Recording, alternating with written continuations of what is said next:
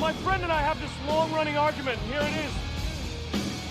He says that when you come to a place like this, you can't just be yourself, you have to have an act. So anyway, I saw you standing there, so I thought, A, I could just leave you alone, B, I could come up with an act, or C, I could just be myself. I chose C. What do you think? I think that A, you have an act, and that B, not having an act is your act. Thank you. It's Two Dads, One Movie. It's the podcast where two middle-aged dads sit around and shoot the shit about the movies of the 80s and 90s. Here are your hosts, Steve Paulo and Nick Brianna. Hello, everybody. Welcome back to Two Dads, One Movie. I'm Steve. I'm Nick. And today we are talking about a movie that came out in 1992. The movie is called Singles. It's by Cameron Crowe. And it's kind of one of those movies that defined a generation, as it were. Let me start off real quick and say, Nick, I think you told us at the end of the last episode you'd never seen Singles before. Is that right? I've never seen it before, no.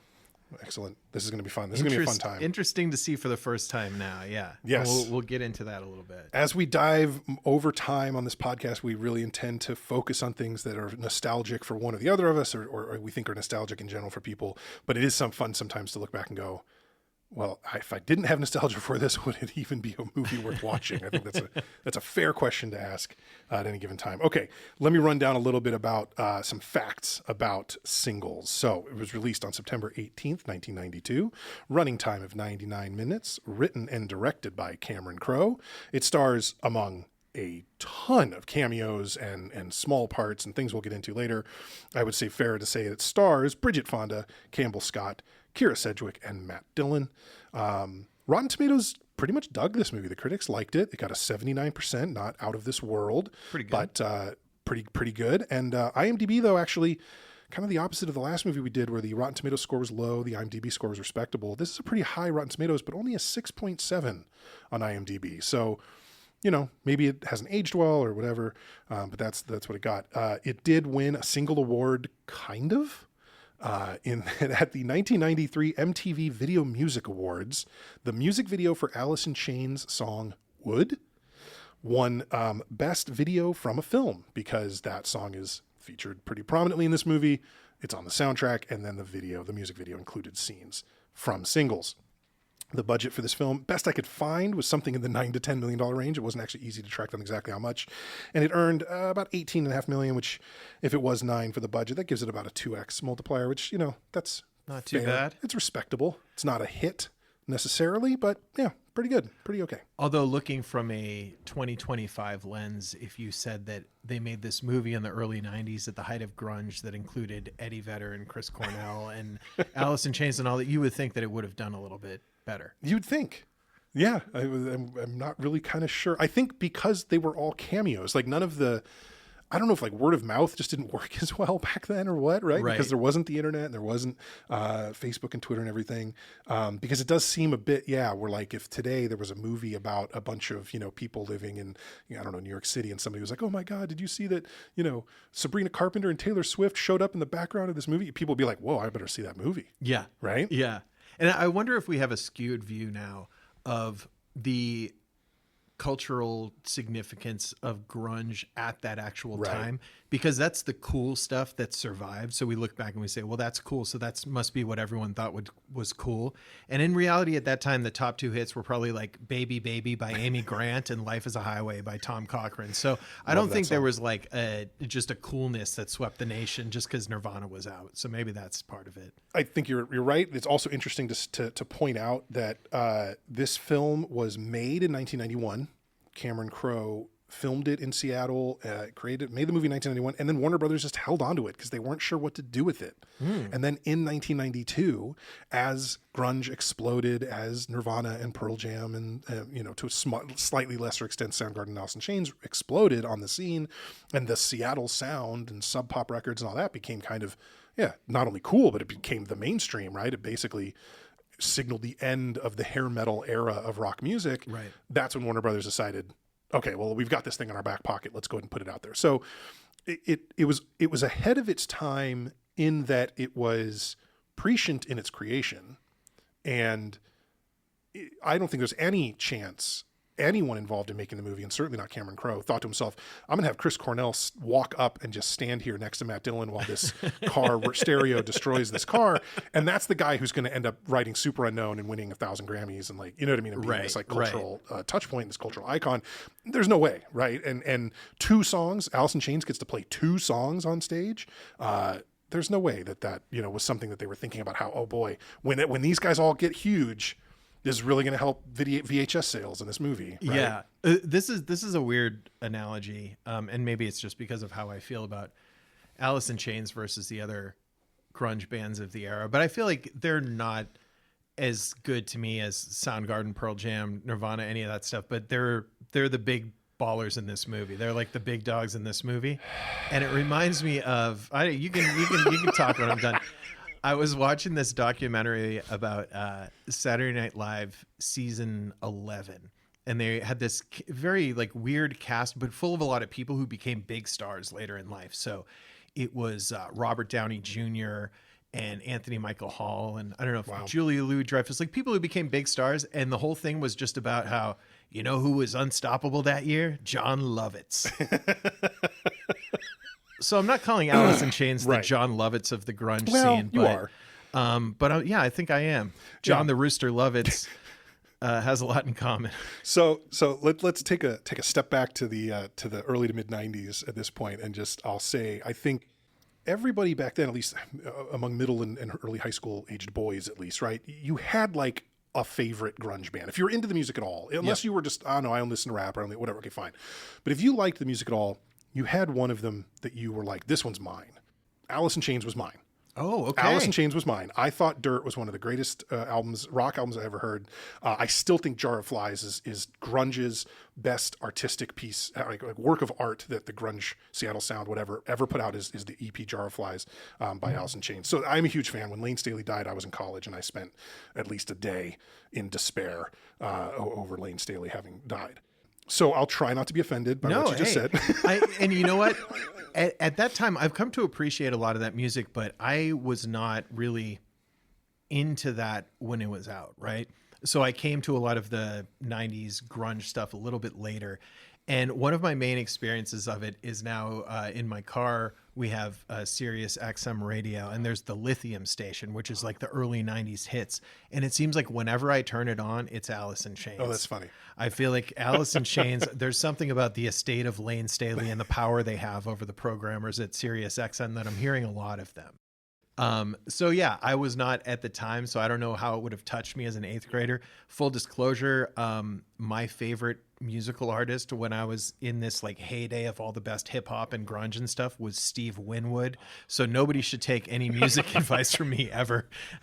Oh, no, that, I mean, you know, I saw Steve Winwood live once open for Tom Petty and the Heartbreakers, and that was a show that both made me feel young and old. So anyway, okay, so let's jump into it. So obviously this movie is not, it's a character-driven film. It is not a plot-driven film. Not a lot happens. That's not to say that things don't happen or that, you know, literally like people just sit around talking, but I feel like this movie is very much in the vein of Richard Linklater's Slacker and Kevin Smith's Clerks, and to where it's a lot about the characters and their conversations and their relationships and the things they talk about in these little vignettes. And I think this was a really common thing in, well, not common, but it was common enough in the early 90s, you know, that you did see movies like this fairly often from like younger filmmakers like Crowe. Was this Crowe's first? It was not his first movie. Film? No. This was, I think this was his first passion project though. I think he like, you know, had a small success under his belt when it came time to like do this movie. And that's why he was able to get it made. But then even that wasn't enough to get Warner Brothers to just put it out in 1991 when it was done. You know, they had to wait. But yeah, but we will try to walk through, I think mostly because I think Nick and I are the same in that we write notes linearly as we're watching the movie. So we'll still kind of walk through it. Yeah.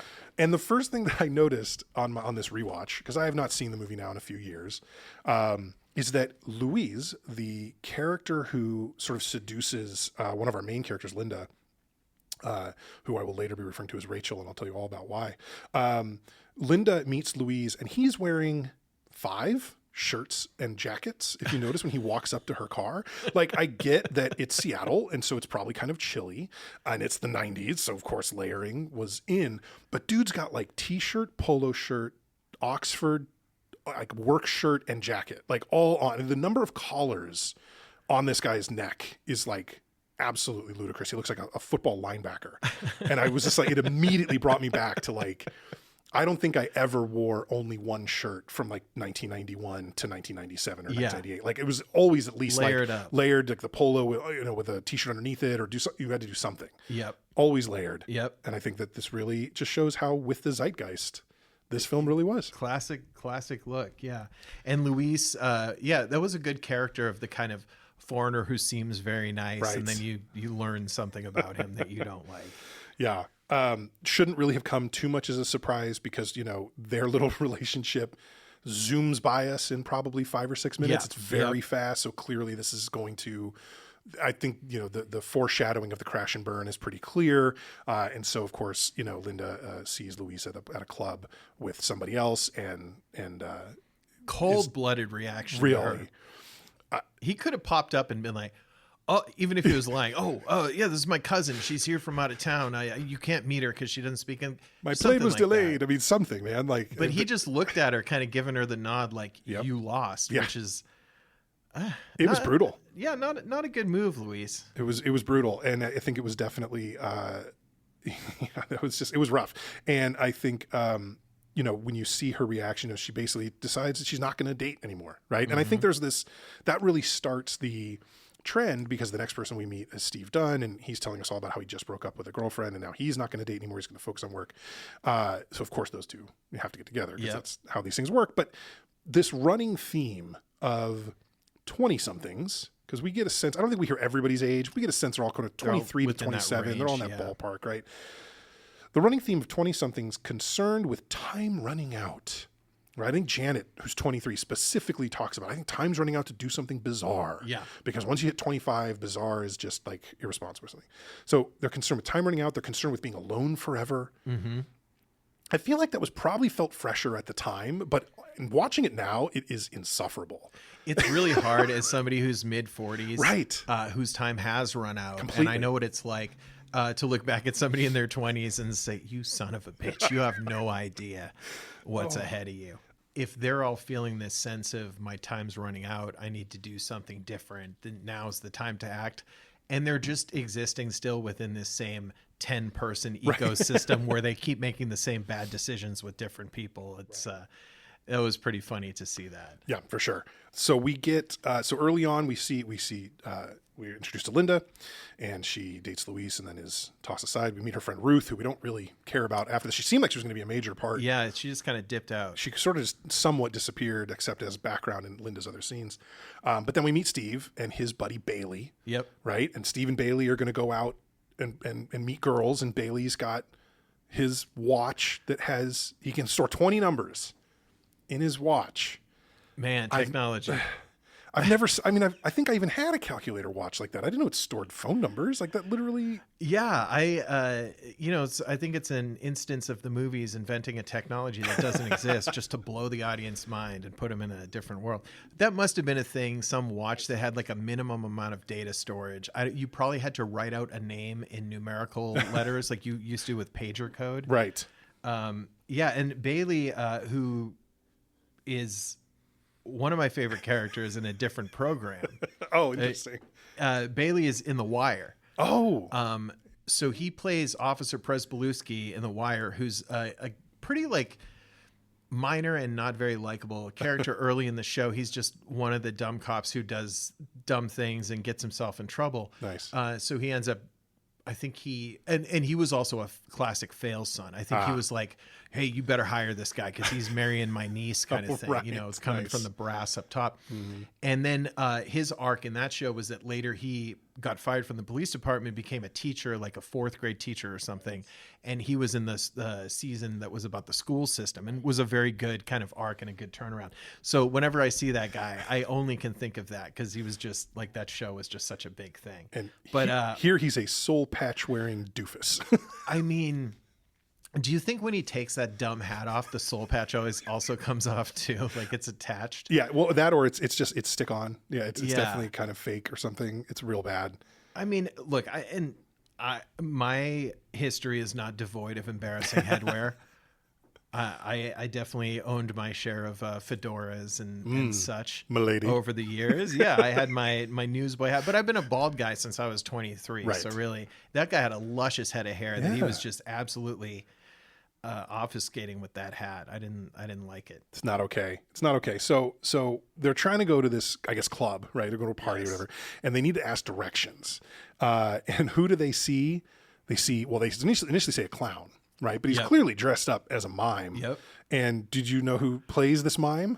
So I thought at first, and I was like, no, that wouldn't be. It doesn't make sense. But I was correct. Yes. Eric Stoltz. Eric Stoltz. He's not just a talking mime. He's a shouting mime. Like he's literally in the car just shouting at them. Yeah. Most annoying thing ever, but wonderful appearance by Eric Stoltz, who I think I've never seen in something and not loved him in that thing. He's pretty good. It's pretty awesome. There's a gag as the mime. So they stop to ask him for directions. And then what happens is a bunch of people end up getting in their car with them because they're all going to the same place. And there's a scene where he pantomimes bringing a cigarette to his lips and pulling it away and then blows out actual smoke, which is just one of those magic of the movies type things where I really, really love that. Yeah. Like props to Cameron Crowe. That's an excellent gag. Absolutely. That's good stuff. So that's the, they finally find their way to this party, right? And I believe that's where Alice in Chains is performing on stage. Yep. And my understanding, as a little outside of the movie's reality is that venue had the real world name of the OK Hotel. And in early 1992 or late 1991, late 1991, a few months after the movie was done filming, that is where Nirvana played Smells Like Teen Spirit in public for the first time. Oh, so that was a real venue up there in Seattle where real music history was made. Obviously not while they were filming this movie. But Alice in Chains did get to play a couple songs. So that was fun for me, at least. Yeah. I mean, hey, and look, I can be convinced. I'm not locked into I can unlock the chains of my Alice in Chains opinion if I need to. At that concert, this is when Steve first notices Linda. Right. Right. And he decides to approach her, which, as anyone would, you see someone you're interested in talking to at a concert that everybody wants to be at and listen to. Right. You walk over to them in the middle of a song and shout the lamest game anybody's ever heard in their life. Yeah. This was a big 90s kind of, I feel like this is a big Gen X movie thing where you're kind of doing a meta, you're meta hitting on someone. You're right. Oh, I'm not the kind of guy who would come over and say something. And it was hard to watch. At the time, maybe it was cool and innovative. No, I don't think it was. I think it was never cool. And I think that's why Linda calls him out on it right then, right? He's saying something like, well, my friend said you got to play a character. You can't be yourself. So I'm not playing a character. And she said, oh, you are. Your character is the I'm not playing a character guy. It's like, yeah, that's accurate. That was the first moment where I really felt like, and it certainly doesn't come down at any point during the film, I really felt like, why does Steve Dunn feel like an Aaron Sorkin character? He really feels like Sam Seaborn or something, like in West Wing. He really his vocabulary is too purple. There's something so like insufferably annoying about him in a way that is not intentional. He's not being played for laughs. He's not intended to be. I mean, Campbell Scott's a notoriously sort of like serious actor that at times apparently was very hard to work with on this movie. But it's like, what? This guy is super irritating, and he's just, I don't get him as a main character. The lead romantic role. Right. Well, I don't know. Maybe Kyra Sedgwick is the lead. I guess that's debatable, but I mean, the lead male romantic role anyway. And yeah, he's not. I couldn't imagine women watching this movie at the time and thinking, "Oh, that's the guy. That's the guy I like." Right. He just, he's very off-putting from the very beginning. He's like a proto nice guy. Like, I don't think nice guys, the way we understand them today, really exist, or they existed in the 90s, but we didn't recognize them for the sort of nefariously misogynistic kind of weirdness that they would bring. And I don't mean this in like people who are literally nice. I mean, guys who have to tell you over and over again, I'm a nice guy. Oh, yeah. Right? He's basically an incel who gets laid. Okay, yeah.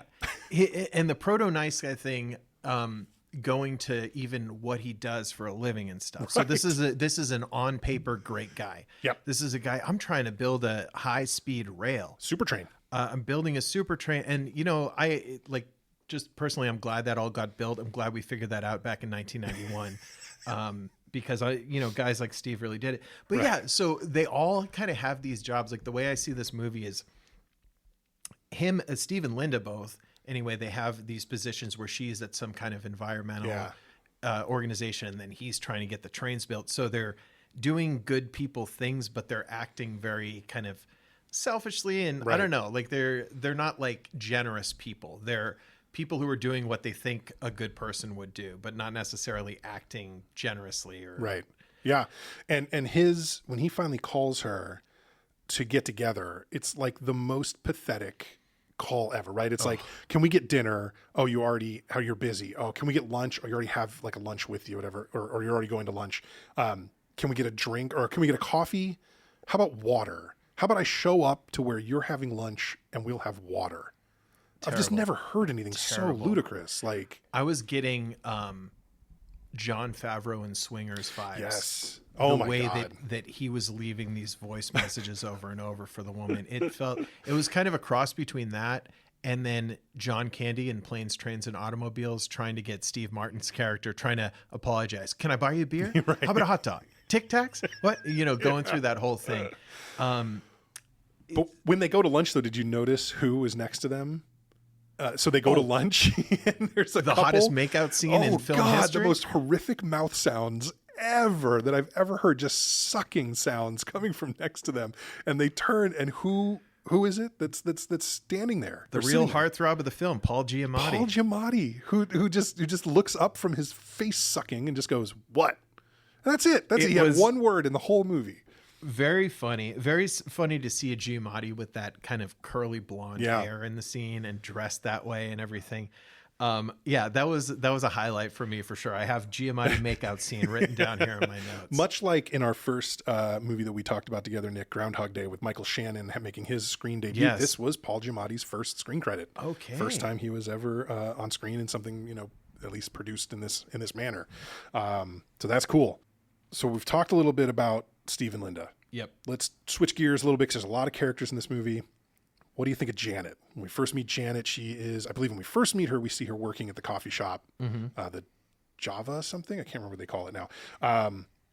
Regardless, she's working there. She tells us she's 23. She's afraid of turning 25 and her life ending, basically. And she is in love with Cliff, who is Matt Dillon's character. He is the classic, I'm a dude in a band, long hair, another sort of soul patch, sort of a little bit of chin, pubes or whatever going on. And he's just too cool for school. And he's the lead singer and guitarist for a band named Citizen Dick. And of course, I'll let you tell everybody who are the rest of the band of Citizen Dick. Are you aware? Well, I know the drummer of Citizen Dick is Eddie Vedder. That's right. And who are the other band members? Vedder's Pearl Jam and Mookie Blaylock bandmates Jeff Ament and Stone Gossard play the other two members. Nice. They were playing themselves. Yes. Because at a scene later in the film, we'll just jump ahead a little bit. Again, this movie kind of bounces around, so following it linearly doesn't make sense anyway. Later on, they have gone to play, I think they've played a show, or they're going to play a show in Portland, but they're looking at a review of their latest show. Cliff does not want to hear any negative anything. So Eddie Vedder, his drummer, is reading the review, and he goes, "Oh, and this is here about Cliff Pontier," or whatever, He's, "Oh, I don't want to hear anything negative." So they kind of have to start scanning to look for anything positive, and there's nothing. It's saying how awful Cliff is, and that he really should be in LA, and he doesn't belong here, and all this stuff. Until they get to the point where we go, "Oh, he was, as always, Cliff is reliably backed up by bandmates Eddie Vedder, Jeff Ament, and Stone Gossard." Yep. So I'm thinking to myself, these guys are actually playing themselves, sort of. It's very interesting to me. Like, I thought, why didn't they give them character names? It was just kind of an interesting choice, I think, that they were just themselves. This movie, though, it towed the line with breaking the fourth wall and just kind of existing outside of the movie and stuff, with people talking directly to the camera and things like that. So the names thing normally wouldn't make sense, but in the context of the movie, it's like, it's a weird movie. They make weird choices. Chris Cornell is in it because Soundgarden plays at that same venue later in the movie, or maybe it's a different venue, but later in the movie, after Steve and Linda have broken up after the horrible thing that happened, which we can talk about in a minute, but Cornell plays, the Soundgarden plays there. They play Birth Ritual, great song. But before that, we saw Soundgarden lead man Chris Cornell just kind of, I guess he lives there at their little complex. It says there's 18 units, and we see it's a rather large place when we get an aerial shot later. But really, we're focused on the occupants of maybe 4 of the apartments. So I guess he lives there because he comes out and he watches. Cliff has tried to make up with Janet, and he's installed a new stereo in her car, but it gets so loud it breaks the windows. It's a pretty dumb scene, frankly. And he's standing there watching it, and it's like, I guess that is just supposed to be Chris Cornell being Chris Cornell, because his band Soundgarden plays a Soundgarden song later in the movie. Right. So it's just an interesting, like you said, there is this sort of, and then you combine that with all the fourth wall breaking, which is almost incessant, very, very common to just have characters just start talking. I mean, Cliff spends the last 5 minutes of the movie just talking to us to sort of make sure we're all aware of what's happened, which isn't much. It does kind of straddle the line between, well, what's real in reality and what's real in this movie, and where does that separation occur? Yeah. Going back to Steve and Linda real quick. So Linda, she has this job at the environmental agency. Right. This is kind of, they mention it a lot in the movie. I think the characters are all kind of classic 1990s environmentalist types, which is great. It's very funny. When he gets to her car, he walks her to her car, and he refers to it as a gas guzzling monster.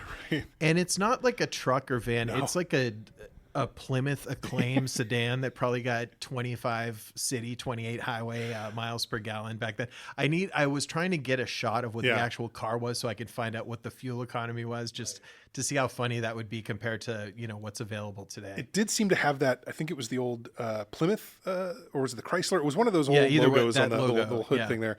It looked like an old minivan that my mom had, but it was definitely, I mean, it's a big car. A lot of the characters drive very compact, very small vehicles, and it certainly is sort of a land boat that she has. So maybe it's a little out of, because she also makes a comment when she first learns that Steve is working on the super train, she's like, oh, I love my car though, and that sort of comes up a couple times. That's it's right. Like, it does keep coming up. Do you, how environment, I mean, not that like, I don't know, like, you can love things and still want to make things better. Like, I'm not saying you can't, but it is a little interesting. Like, I feel like today, somebody working at like an environmental advocacy organization wouldn't be driving a V8 pickup. And it feels very much like the corollary of the time. And it is odd. And I think it's strange. And the funny part is I think it's strange, but they also don't really, there's that one kind of throwaway comment about it.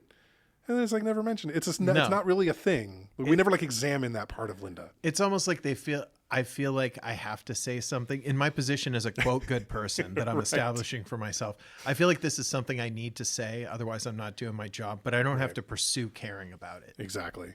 Can we talk about Debbie? Let's talk about Debbie. Let's talk about Debbie. So Debbie's the only person in this little apartment building, it seems, that has a roommate. She has Pammy is her roommate, and she seems to have a pretty good job. It seems like it's funny because she's the only with a roommate, but she also seems to be, she has more money than the others. Yeah, she seems like the most financially career successful one out of the group. But it is odd that she has the roommate. Right. I think just to add some tension or something. Right. Well, it comes up later because her main sort of so we've got, basically Linda and Steve are sort of matched up for the movie. Cliff and Janet are kind of matched up for the movie. Bailey is just there. He's tertiary at best. And then Debbie kind of has her own plot, but she doesn't really have a guy. Yep. Right. At least not in the main cast. So she's doing video dating called Expect the Best. And I'm wondering if you recognized the man who was tapped to do her video. She shows up for the video shoot to do the video dating. Yeah. And they talk about, oh, this guy's going to make her. Did you know who that was? Yeah, I did. It took me a minute. And it's one of those people I'm not always sure what they look like. But that was director Tim Burton. That was director Tim Burton. And he is the next Martin Scorsese, according to I love that. I love the mispronunciation of Scorsese. It was very nice. But so she gets this just absolutely ridiculous sort of avant-garde in all the worst ways kind of video dating video made for her.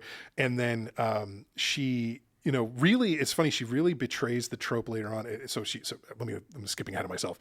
She does this, she puts it out there, and then she gets a bunch of responses. And so she asks all of her friends, hey, which of these guys should I go out with, right? There's like 6 maybe. And Yep. most of them are kind of odd. Yep. But of course, the one that isn't is Peter Horton, who I will always, for me, I know he was in like 30 something and a bunch of other movies and TV shows, but for me, he will always be washed up beach volleyball superstar Zach Barnes of Side Out. And if you haven't seen that movie, at some point we will. But yeah, so Peter Horton is this bicycle aficionado who, she decides to choose and to go on a date with, and she shows herself as a relationship chameleon before she even starts the relationship. Oh yeah, because she shows up to the restaurant. Turns out that's the wrong one, but she shows up in a full like early '90s hot pink neon bike shorts and the helmet and the whole whatever. She looks like she's part of the Peloton. It's like it's the whole deal, and it's just the most ridiculous thing. It reminded me of the scene in Super Troopers Yes. where the guy shows up to in his biker outfit, and it's the cyclist outfit, not the motorcycle biker.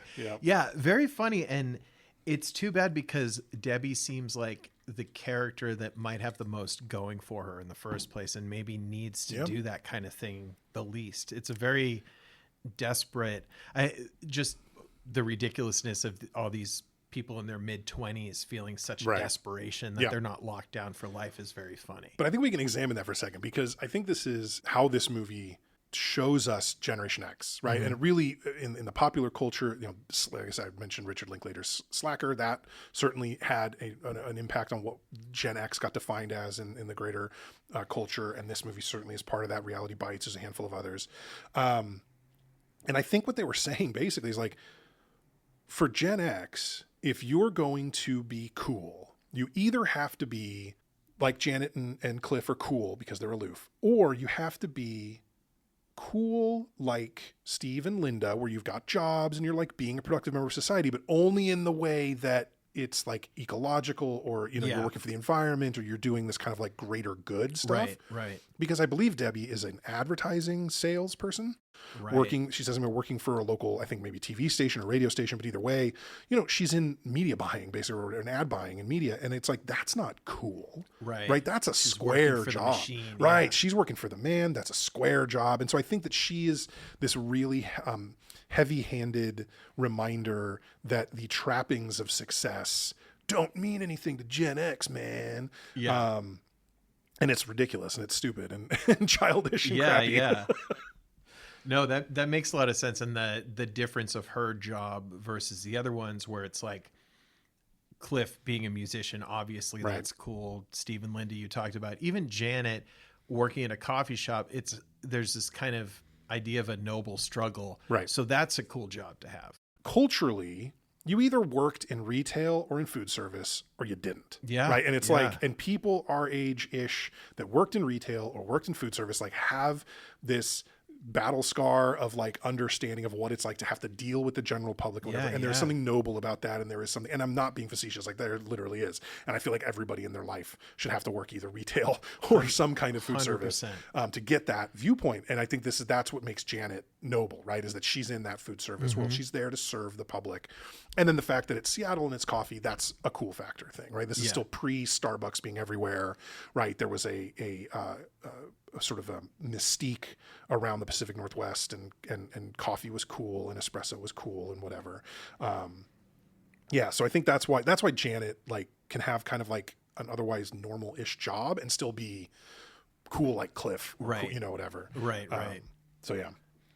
No, that's a great point. And I mean, I see this in my life all the time. Is you can definitely spot the people who have and who have not had to have a public facing job like that at some point. Yeah. So what did Janet, I mean, Janet felt uncomfortable in her relationship with Cliff because she felt inadequate. Well, to be fair to her, Cliff kind of made it clear, right? I mean, it's like whenever we're in Cliff's apartment, the walls are just plastered with like pages from Playboy and bikini models and kind of stuff. I mean, it's quite ludicrous. Like this man, we're supposed to understand is it probably 25 years old. Like I'm guessing, but it's probably in that ballpark. I mean, I know what my apartment looked like when I was 25. Yeah. That's ridiculous. Like there's no way it was anything like that. I think I had like 1 or 2 movie posters up because I didn't want it to look cluttered. Yeah. You know what I mean? Like that's a ridiculous way to live. That shows him as being, he's 25, but in his mind, he's actually 16. He acts like a teenage boy. But then because Janet straight up asks him, like, are my boobs big enough for you? And I think he said sometimes. I think was his answer. It was a very unsatisfying Like, answer because it was like dishonest but also hurtful at the same time. He really killed it with that answer. It was the short end of both sticks. It was like, dude, like either lie to her and just make her feel better and lie, or be totally honest and just be totally honest. Right. He's like, oh, I just have Playboy pictures because the small boob nudie magazines have all gone out of business because small boobs suck. But anyway, yeah, I love you. Yeah, you're great. Right. Yeah. Poor So Janet. she decides, and this is an interesting, I think, thing that is only kind of hinted at rather than said outright, is that, we heard very quickly throwaway, I think it was as Steve was introducing, not just introducing, but talking about all of his neighbors to Linda when she first comes over. And, he mentions Debbie and Bailey and Cliff and Janet. And he says, Janet's saving up, she's working at the coffee shop, she's saving up money to go back to architecture school. So then when Janet decides, no, I need to get my boobs done. I mean, I didn't really think about it until I thought about it, but it's like she's going to waste her savings, her architecture tuition savings on fake boobs for Cliff. Oh, man. And that's dark. Yeah, that's no good. That's no good. Man, architecture, I feel like in fiction is a very popular profession. And I wonder if it's because those tubes are such good props. Like so much can happen, like in the Brady Drafting Bunch, tables, the plans fall out of the end of the tube. The drafting tables are cool. You don't have a computer screen. It's just such a camera-friendly profession. That's true. Yeah, they say that's why you never have people in TV shows and movies who are writers, because what they do is not visually interesting. I mean, there are movies and stuff about writers, don't get me wrong, but you don't tend to show writers doing a lot of work. Right. Because it's like, what's the point? But an architect, not that we actually see Janet do it, but it is an interesting thing. You're right. And then they have their main work that they're doing. So you have your architecture you're doing for your company, but then in your apartment or your office, you have a very intricate model of your dream project. That's like your passion project. Yes. This is George Bailey in It's a Wonderful Life with his bridge or whatever that he smashes up when he's so frustrated. So it's just, that's another great prop to have. Yeah, for sure. So she decides to go, she's going to get her boobs done. She goes and she meets Dr. Bill Pullman to go and get, I guess, evaluated. And they go back and forth with this computer program, which I think is hilarious that the doctor's letting the patient touch the computer. But yeah, going back and forth with like, she wants them super big. He's like, well, you could dial it back a little. No, super big. No. And they eventually split the difference, which is like, no, lady, like listen to the doctor. Like he does this for a living. He's a professional. You probably should pay attention. But thankfully Janet decides later on after a riveting pep talk by Dr. Bill Pullman, decides not to do it. Yeah. Saves her money, does not, wants Cliff to love her for her. Yeah. Makes the right call. But an interesting thing is I don't really know what this sequence was meant to tell us, because Janet enters and exits this sequence of this movie basically the exact same. Yeah. I mean, I guess not true. She realizes that she wants Cliff to like her for herself, and that's what it took, I guess. But it felt very like Much Ado About Nothing. It was, and the great gag, like you said, the back and forth with the computer. Man, we had limited graphics to really tell. You're going to make this life-changing decision, and this is like your character modification screen on RBI Baseball, and that's the level of graphics that we have. But Bill Pullman coming on to her, really unprofessional, although his OR setup. So she went there ostensibly to get the operation. Yes. And she's just sitting, no gown, nothing, just sitting on a random couch. And he just has a little tray of scalpels and stuff, as if you get breast implants and then you're just, on your way. Make sure you don't drink any water for 20 minutes. Like you're leaving the dentist. I thought it was very funny that they're trying to set this up as she's there ready for the surgery. Yeah. And then she just leaves. She's ready to go because I'm still in my clothes and I'm going to go out. I'm going to go out on a limb here and say that was not a sterile environment. I don't think it was. It was a morally or medically sterile environment. That's fair. I actually was watching that scene over again though. This watch through it. I really for a second I thought, wait, did they hook up? Because I feel like Janet and Dr. Bill Pullman should have gotten together. Right. But I don't know why not. I mean, yes, he's 33, she's 23. I guess it's a big age gap, but like. Not for a doctor. Yeah, right. That's fair. You could make a spin-off movie of Bill Pullman, the plastic surgeon who hates big boobs. So he has to go in every day and he's like, oh man, I wish they'd stay small. And that's like a good internal struggle for a character. It would beg the question why he doesn't just, do something else. But hey, he feels trapped as well.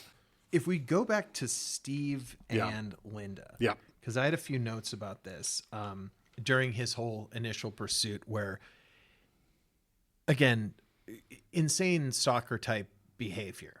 Like, can I take you out for drinks? How about dinner? How about a snack? How about a water? How about it? Terrible, terrible, terrible. And then when he finally gets her to agree to spend some time with him, he's immediately trying to give her his garage door opener.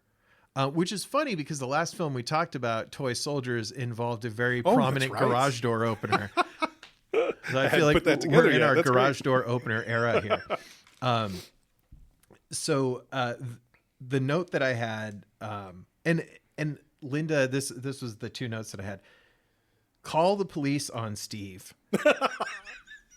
This movie, the message that this movie gives to stalkers is, hey, there's always a chance, man. Just keep trying. Just keep going. Just keep going. Stay the course. But then there was a scene right around the time where Steve was just being ridiculous and she was not repelling him in the way that I feel like she should have. She was sitting on her couch, brushing her teeth.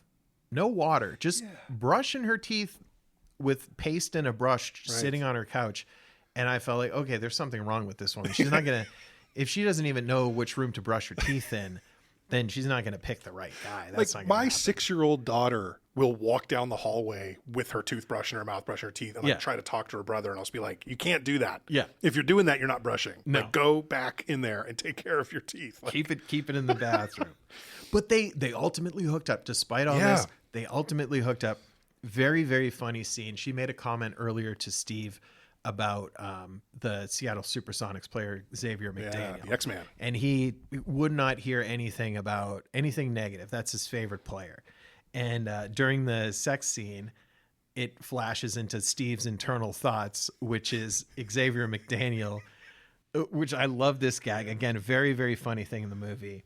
And he's talking, and then he looks and he says, "Steve, don't come yet." Well, because she asks him, "What are you thinking?" Right? So in that moment, and it's clear that he's.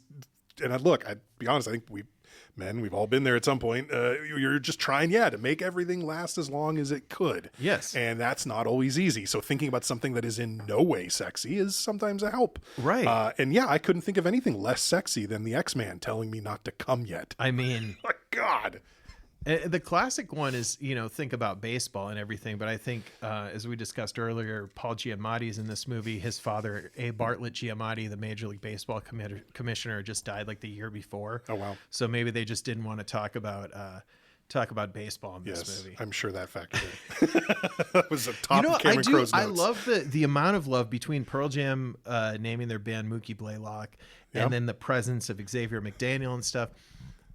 The Seattle basketball, there's some real fandom there. It was nice to see. The Sonics fans still exist. Sonics fans are still pissed about the Sonics moving to Oklahoma City. They are still upset about, Kevin Durant was drafted. He was drafted by the Sonics right before the Sonics moved, and then became Kevin Durant and the superstar that he became in Oklahoma City. So they're still upset about it. And I don't blame him, frankly.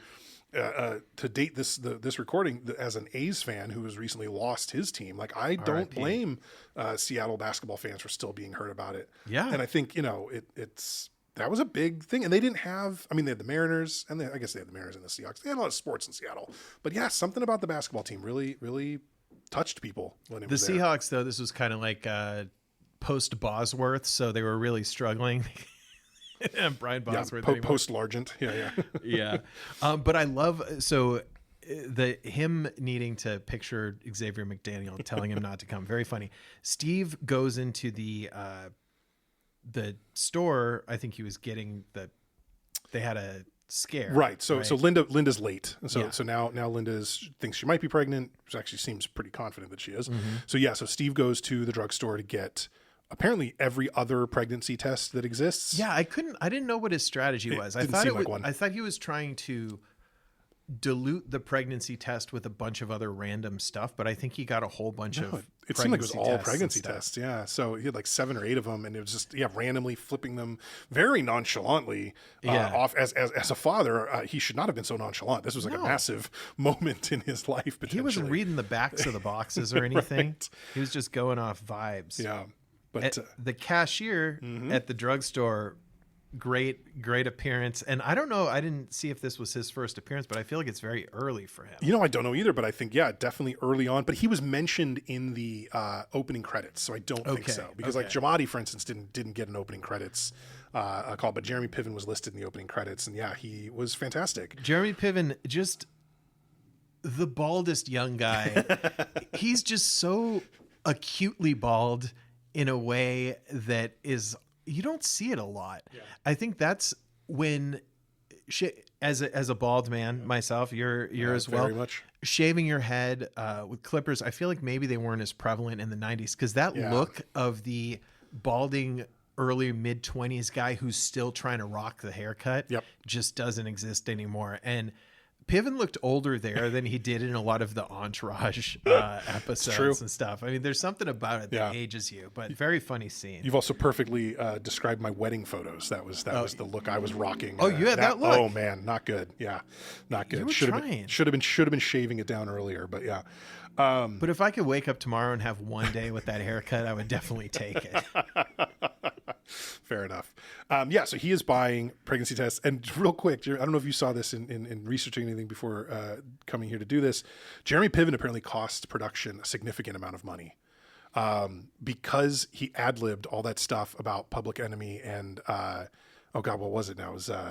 It was blending. Oh, the mashup of the song. Yes, I forget what it was. But he kept doing song lyrics from both songs. They ended up having to pay ASCAP fees for those songs, and so he ended up costing them a few. Not like astronomical, but like his day rate was probably $500, or $700, something in that ballpark, and he ended up costing them thousands of dollars in licensing fees. Oh, that is so because funny. they didn't want to like reshoot it, because it's a good scene and it's a very funny moment, and Piven's great, but apparently that was it cost production a little extra money to deal with that. As an actor, I think Piven recognized the limitations of Campbell Scott's on-screen charisma and was like, I got to pull a lot of weight here.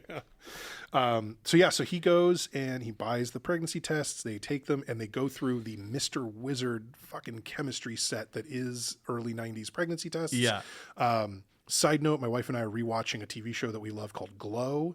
I don't know if you've... the wrestling show. The women's wrestling show set in the 80s. And a character in that show has to take a pregnancy test. And it's even more of like a series of beakers and a Bunsen burner and craziness. Like it's an absolutely... I don't know how people did this.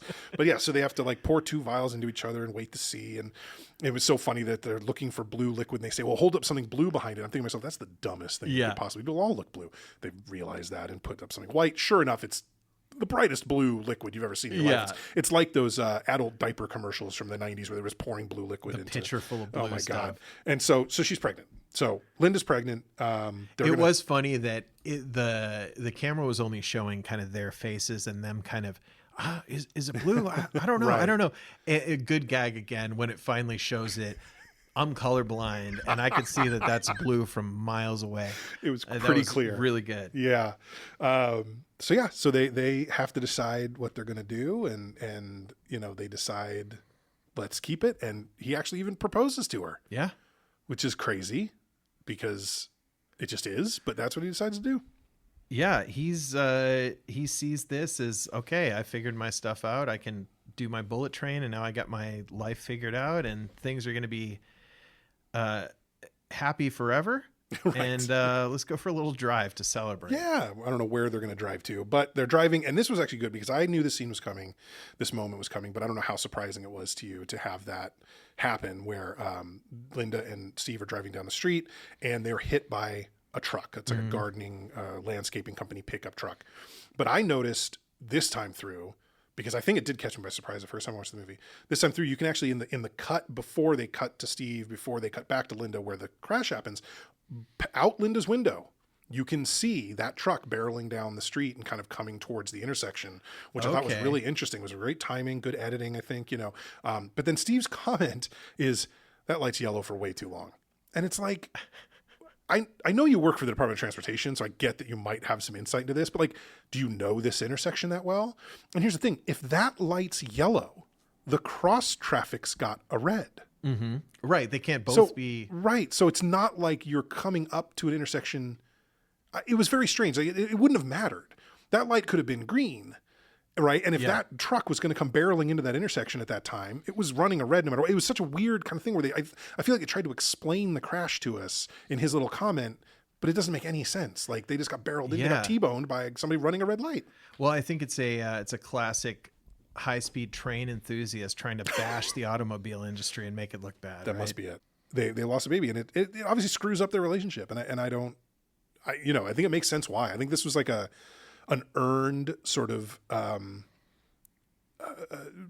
hard thing for them to do, like awkwardness. And I did feel like this was a part of this movie where, this horrible thing happens to these two people, it seems like they had just they were close to figuring it out kind of thing with each other. And this sort of throws everything off. And so she decides to go off on a trip to sort of like an ecological research trip to Alaska. And he's going to, try to get this thing passed with the mayor. Played by Tom Skerritt, I believe, was the mayor. Another like kind of cameo. Yep. But yeah, and that's kind of, where, I think they should have left Linda and Steve. I mean, that made sense. And like you said, for him to propose and like want to stay with her, that made sense, but it was definitely absent the pregnancy, way jumping the gun and never would have happened. So this is all hinging upon, we have a baby to deal with and this is the best thing to do. And then when Linda loses the baby, okay, that should be it.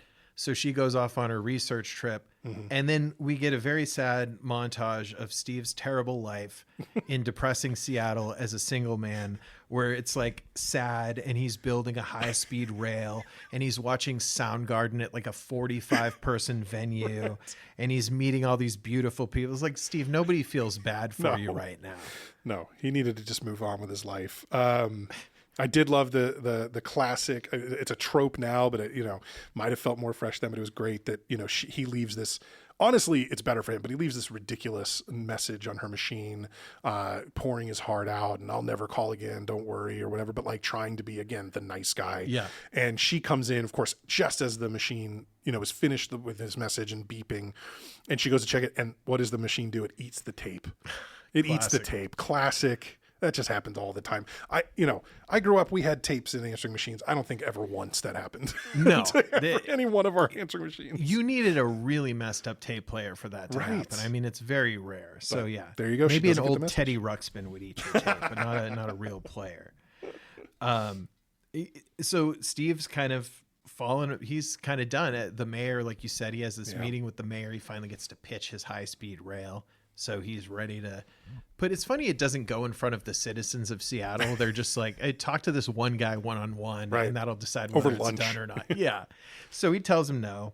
And then Steve is kind of done with he's over it, right?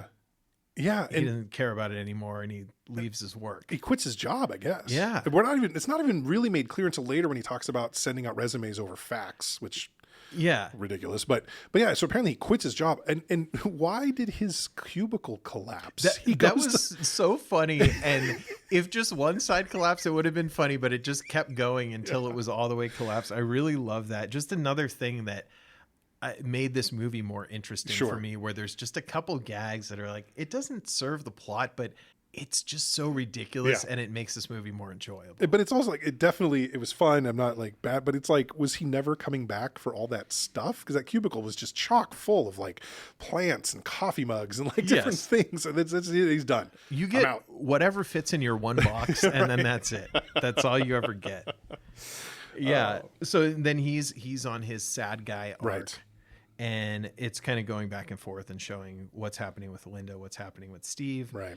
Linda is back together with her boring ex, which it had flashed back to before, just sitting there. Sensitive ponytail guy. Yeah, just classic guy. That's a classic 90s trope guy. I like him. Absolutely. And they're just boringly doing crosswords in the same room together, not speaking or anything.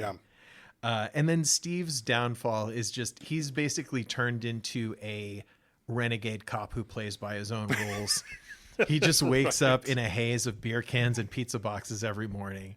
And then added on top of that, because he's a train guy, he has the sad kind of Reverend Lovejoy style model train set going through his apartment as he's just lamenting the loss of everything in his life. And I really like that. I wonder how long could he sustain himself in that lifestyle before he found a new job? Like, did he have savings just for going sad guy for a couple months? I feel like probably. Again, I think, it's a little tough to tell with all these people living in this same, basically it's an apartment building where Linda, who works the coffee shop, Cliff, who works multiple jobs, but all of them sort of, he works the coffee shop, he works delivering flowers, then of course has the band. And then Debbie, who works in ad sales, they can, with a roommate, they can all afford an apartment here. Mm-hmm. So I don't get a good sense of like, this must not be a very expensive place. If Janet can afford to live here alone on a barista's salary or, wages, it's probably not a super expensive place. So one would think a government job pays decent, so you're not going to get rich working for the government, but you're never going to go broke either, well, maybe he had a sob, classic 90s. Right. Yeah, that was a good detail as well. So he must have some savings a bit and was able to, he probably could have done that for a while because it was obviously all getting delivery because he made a comment when Janet comes over to check on him. He makes a comment about like, in today's day and age, you don't even need to leave the house. And I'm thinking to myself, dude, DoorDash wouldn't be invented for like 25 more years at least. That was really funny. But but he's clearly got, it's pizza and Chinese food. He's just getting the things that have always been delivered, right? You could get those delivery dating back to the 60s or whatever. So, he probably could have survived on pizza and Chinese food for kind of a long time. Yeah, I think that's right. As long as he's eating the Chinese food directly out of the container with chopstick. Yeah, chopsticks. It's actually one of my biggest pet peeves about my favorite local Chinese food restaurant is that they serve their chow mein when you get it to go, it's like in a shallow, wide box. No, it's got to be in the classic box. Because you can't dig in that thing. Yeah, I can't hold it and eat it. Yeah. Like I have to share with my family, which is just unacceptable. Yeah, very much. You brought up the car stereo thing just because this kind of happened towards the end, but I just think it was so funny when Cliff, his kind of apology gift to Janet was, I put this sick new stereo in your car that could use so many other kinds of service or money invested into it. It's like that Pimp My Ride show, where someone's like, oh yeah, I got to drive 2 hours a day to work and I have an 82 Peugeot, and Exhibit's like, let's put an aquarium in the back. It's like, God damn it, man. Just getting me something reliable. My oil's leaking everywhere. How about some anti-lock brakes? Yeah. Like, how about that? How about an airbag? How about a side mirror so I can see what's going on in the freeway? Yeah. But the scene of the music playing as Chris Cornell watched, which was great, the music is so powerful that it just starts destroying the car. Took me back a little bit to The Breakfast Club with Emilio Estevez screaming inside of the record room at the best library I've ever seen in my life, and the glass just shatters. I really like that. Oh man, good stuff. So we know Cliff and Janet end up getting back together at the end because honestly, at this point I didn't care, I'll be totally honest, but Cliff said God bless you when she sneezed, so they get back together. Okay, great. So when all is said and done, pretty much everybody's got it figured out. Debbie, we understand this was like the kind of exposition at the end that Cliff just throws at us, but Debbie apparently flew to Mexico through LA, specifically through LA on first class, wanted to sit next to a single guy, and they put her next to like, a 14-year-old or whatever he was. Oh, that's right. Right. Yep. But then she meets that kid's dad in Mexico. Yes. And he wants her to move there for him. And, whatever, she gets flowers or something. It's a little silly, but yeah. So it's one of those movies where, nothing's really all that different at the end from the beginning, and that's intentional. Mm-hmm. It's a character study. It's a character-driven film. It's not a plot-driven film. But yeah, so really you get to the end, you're kind of like, I enjoyed it. I enjoy this movie. I mean, the music, the soundtrack alone, I will rewatch this movie just to hear the random snippets of State of Love and Trust and Nearly Lost You and little places in the background. I think the soundtrack's fantastic. But it's, not a lot happens. Yeah, it's definitely one of those where it kind of ends with, and that's what goes on in this crazy apartment complex that we live in. Yeah. Speaking of living all together in the same apartment building, are you aware of one of Cameron Crowe's beefs with Warner Brothers over this film? No. So this is fun. So Warner Brothers, when this was, I don't know if it was when it was being made, if it had been finished, before it had been released, et cetera, or maybe it was after it was released, but they approached Crowe about turning singles into a television show. And he did not want anything to do with it. He's like, nope, I'm not interested. I do movies. I don't do TV. Mm-hmm. So then later, Warner Brothers produces a little show called Friends. And Cameron Crowe is convinced Oh. that this is a direct ripoff of Singles. And I read that before this rewatch, and I thought, he's crazy. It's a movie about people, like whatever, around the same age, sure, like whatever. But, that's where the similarities end. Yeah. No. Watching it with that in mind this time, Steve is Ross. Yeah. Linda is Rachel. Cliff is Joey. Janet is Monica.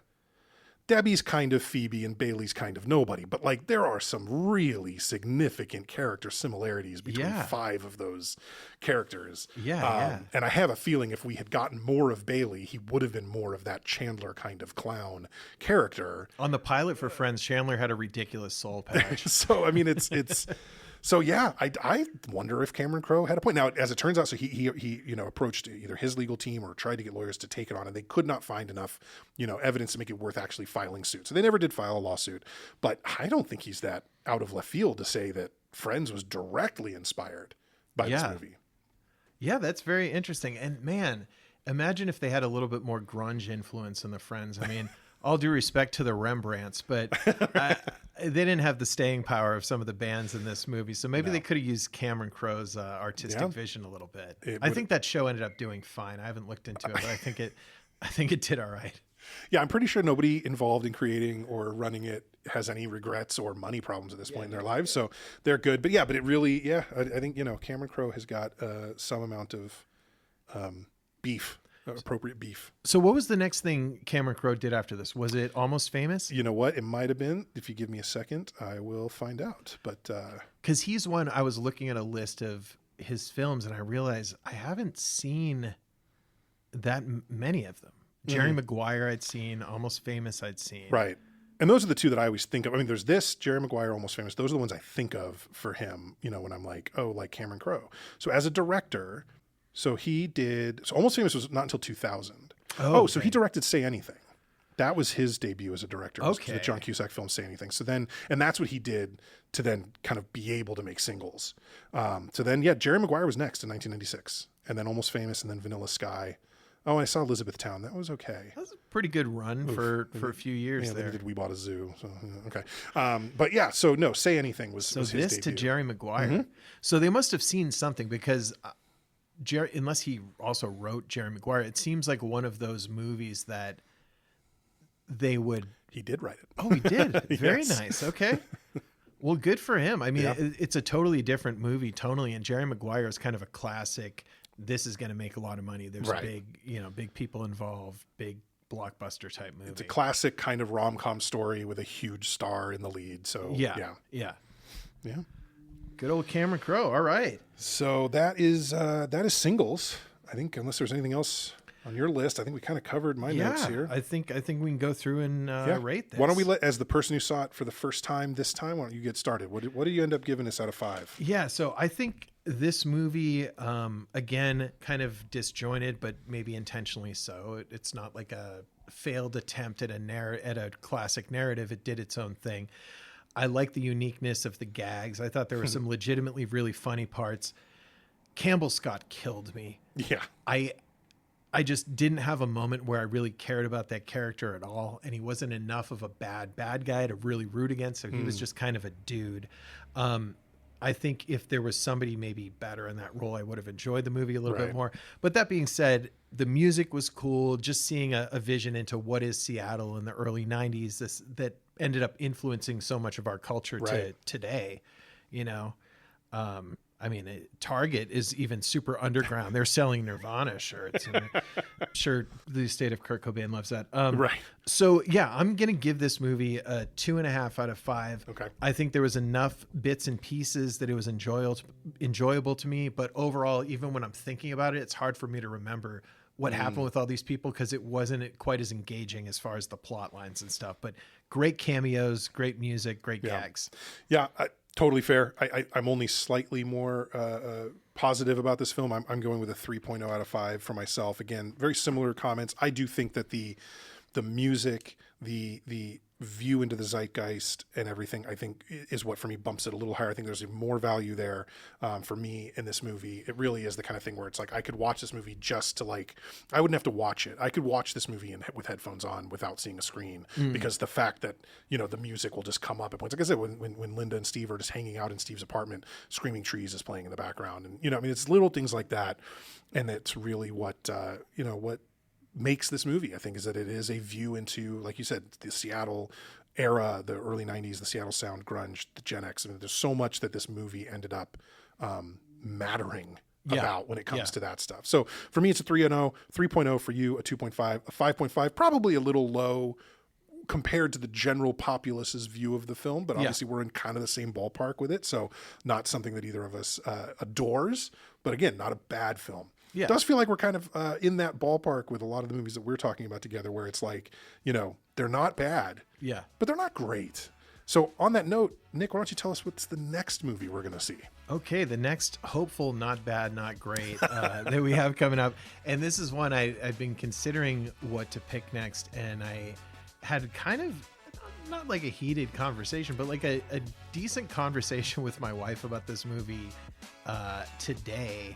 And I thought, okay, this would be an interesting one for us to pick.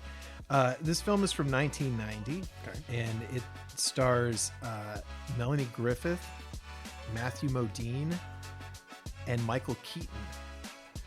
1990, I classify, if I'm giving it a title, what I refer to it to my wife, which started this conversation, as a landlord thriller. And it's called Pacific Heights. Okay. It's very, very interesting kind of thriller. It takes place in San Francisco, which will be very fun. Very nice to see. And I think it'll be a lot of fun to talk about. All right. Another one I've never seen. This is great. This is going to be fun. So seeing a pre.com San Francisco is always something different I love. World. Yep. In different movies. There's a few. I know at least a couple more that I'm thinking of for later in this series that will do the same. But cool. So Pacific Heights. Pacific Heights is the next movie that we'll do.